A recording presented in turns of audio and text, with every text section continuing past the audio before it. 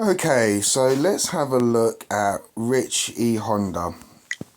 He's going to be the lead tank, and he's going to be using his super combo, and he's going to be using his combo 2.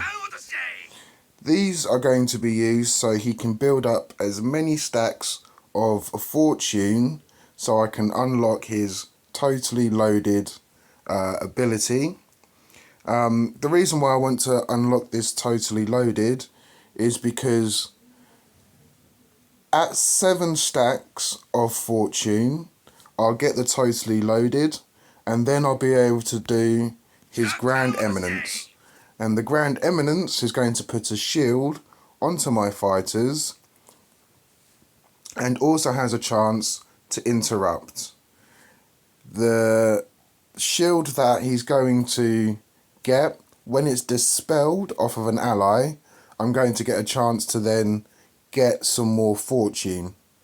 When I do the super combo, the crushing Orochi, I'm going to get 2 stacks of fortune at an 80% chance. It's also going to fill up the combo gauge by 200. With his cars at 6 of 6, when he's at totally loaded, I'm going to restore the combo gauge by a further 200. So that's 400 increase to the combo gauge. I'm also going to get a increase to crit rates to all my friendly fighters by 20% for 15 seconds. So I want to stack this as fast as possible and get it on a quick loop. I'm also going to get a damage reduction of 25% when I use Grand Eminence. So therefore it's going to make my team a little bit stronger when they get the Grand Eminence activated, which I'll activate on the combo 2, and I'll also activate it as a trigger from being filthy rich. This should then make it so I can do a lot of damage reduction on the fighters and also interrupt them consistently.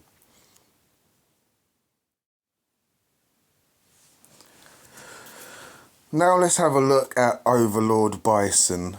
This fighter, he's going to be my trick card. We're not going to be using any of his super combos, combo 2 or combo 3. We're going to just manipulate his passive, Invitation to Hell.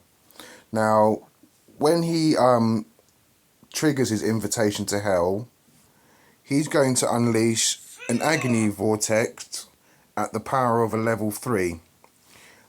Whilst this is happening, the target's damage reduction will be reduced by 25% for the duration of the vortex. His vortex lasts roughly 4 to 5 seconds. I think it's 4 seconds. This extra damage reduction on top of R.Honda's damage reduction is going to make that damage reduction about 65% now. Whilst whenever we do this Agony Vortex, it also increases the attack of all friendly fighters by 15% until the battle ends.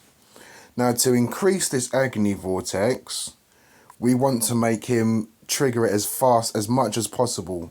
So now R.Honda's combo 2, which does damage but gives a shield, should lower his HP, so his Agony Vortex should in fact kick off.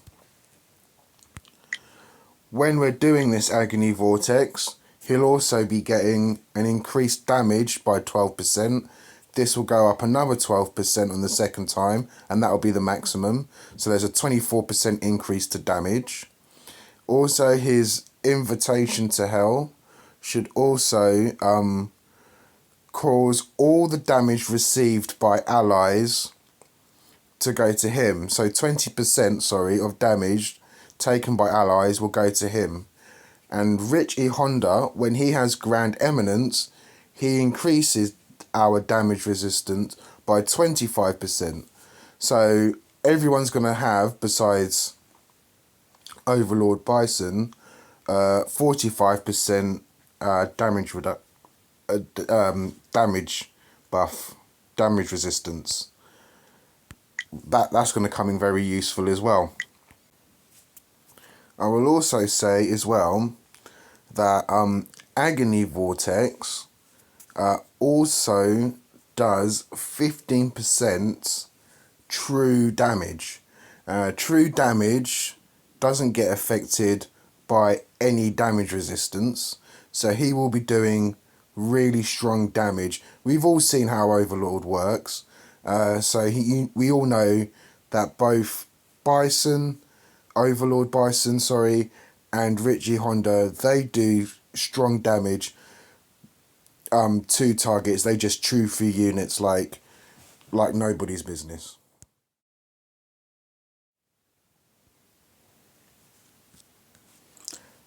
Now the next fighter that's going to be coming in is the combo one on Donnitello.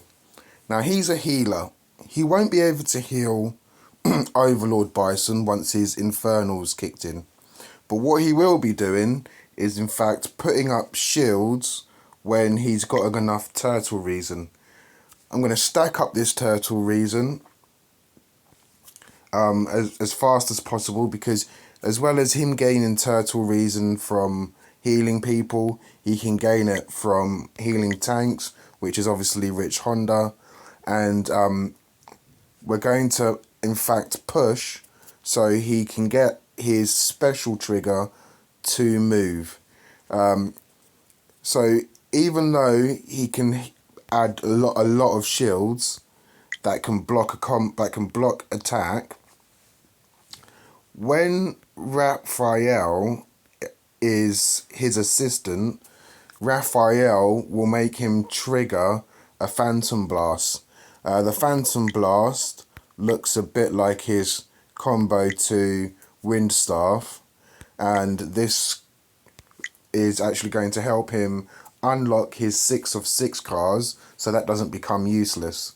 Now, you may think just having a strong assistant is pointless, but I personally believe having a strong assistant makes a difference to a fighter. This assistant is one of the things that is one of the technical abilities. We're going to utilize his Furious Scar. His Furious Scar, when a fighter's inflicting damage on a target, he has a 30% chance to inflict 1 Furious Scar. Well, not damage, sorry, just, it says here, this skill takes effect when the fighter is in the assist position. When the assisted fighter attacks an enemy, there is a 30% chance to inflict 1 Furious Scar on the target, stacking up to 10 times. Now, Furious Scar lasts until the battle ends. So we're looking at a 10% damage reduction according to how Furious Scar works when we look at it. Furious Scar reduces damage reduction and damage bonus by 1% each stack. Stacks up to 15 times. Now we're not going to get the 15 times because he's an assistant. We're only going to get it 10 times. So we're going to reduce their damage, giving us more defense. So that puts our total damage resistance up to 55 if it happens, if we get all 10 stacks.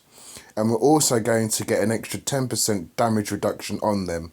So that's, whilst the Agony Vortex is kicking off, that's 25, so we're on 35, plus the 40% from R.Honda, that's now 75% damage reduction on fighters, plus an extra, I think it's 25% on the fighter with the highest attack from R.Honda, so the highest attack's going to be at 95%-ish damage reduction, which is a hell of a lot of damage reduction, mind you.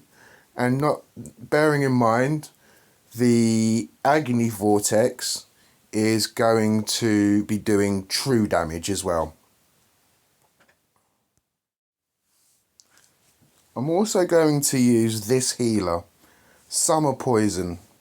Now, she is a healer, and she has a bit of a description problem. It says that her C3 Love Mirage deals attack to all enemies in a large area. Upon testing, it actually does it in a small area. Now, they can either fix it one of two ways. You know which way they should fix it. It should be in a large area and not change the description to a small area. Considering how they've messed up with these Starlight tokens, they should just give her a buff. Just saying. Her Alluring Sands do extra damage. Every time you hit someone with Alluring Sands, she does damage.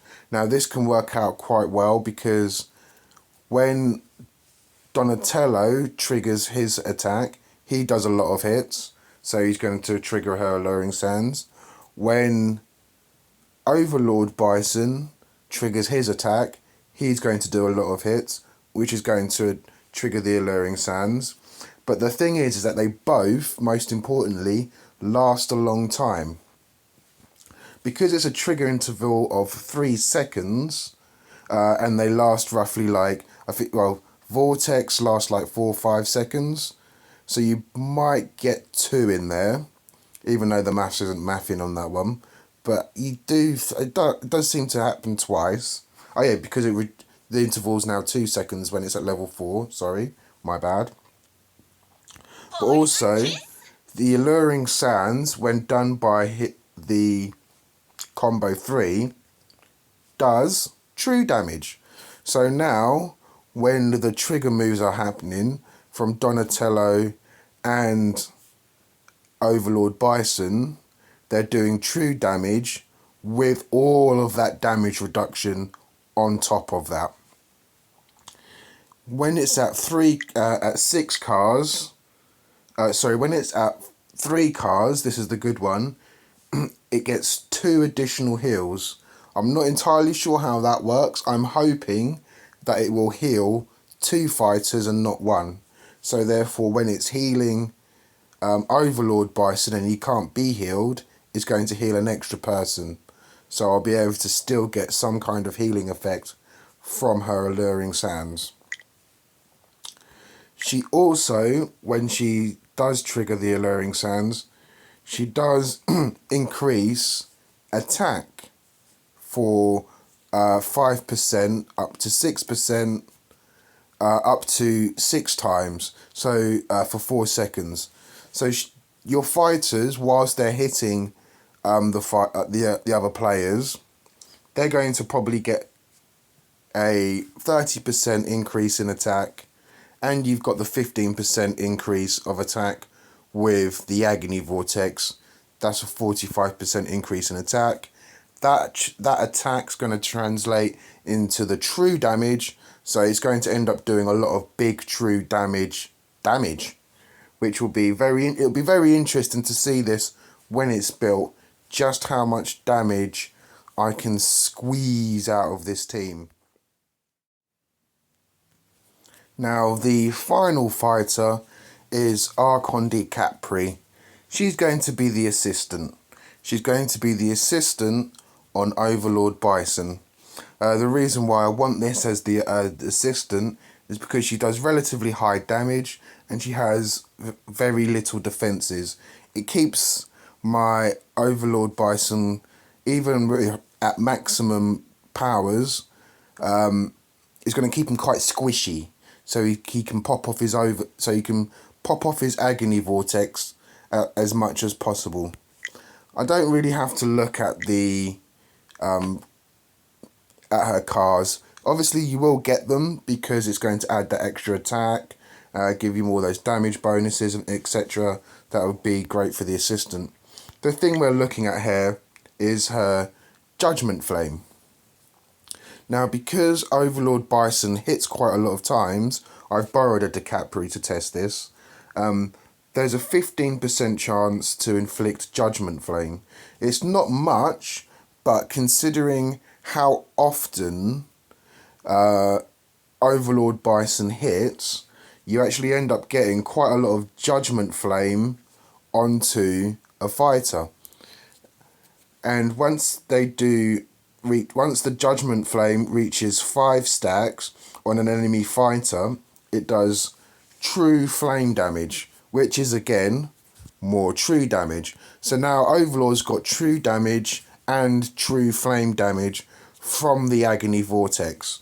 The true flame damage is only equal to 80% of Arceon Decapree's attack, but considering that it's true damage, that is quite significant. So when she's fully built, she'll be putting in the Lord's work with Overlord Bision. Now, before I do a test and showcase some of this, I'd just like to point out a few things. My Summer Poison, obviously, she's not fully built. So I'm not going to be able to see how the Fighting Spirit affects everything. The combo 3, when it hits, it's going to be very small damage. I'm also going to have Arceon Decapree. She is obviously not fully built neither. So her Fighting Spirit is not going to be inactive, and she will not be doing any true damage as well. So I've got 2 very clear handicaps here. The other thing I'm going to want to talk about briefly is the EX moves. Now, I've chosen these EX moves specifically because this one here, she in fact increases the damage of trigger skill damages for the next 20 seconds. 20 seconds is kind of huge. And as it's going to be the first one, by the time this one has cooled down, this one will be able to be affected, which also increases trigger damage by 50%. So we've got 2 trigger moves here, and they're both going to run into each other, and we've got 3 fighters that do trigger damage. Well, actually, we've got 5. We've got Overlord Bision that does a trigger. We've got Arceon Decapree's move, that also is a trigger. We have Donnitello and Raphael doing a trigger, because Donatello's C1, he can trigger even if Raphael isn't at SSS. If you had an A rank Raphael on Donnitello, he will still do his trigger ability. So we've got a trigger move on those now there, and we're also getting a trigger off of Summer Poison's combo 3. So we've also got a trigger off of R.Honda when he gets totally loaded. He'll do Grand Emerance. So all our fighters are going to be utilised here, and then we're going to get an extra double dip of daily income, so we can reduce damage and all that good stuff. So these are very specific. I've picked those specifically to take advantage of how the team works. Now we're just going to go into a quick battle.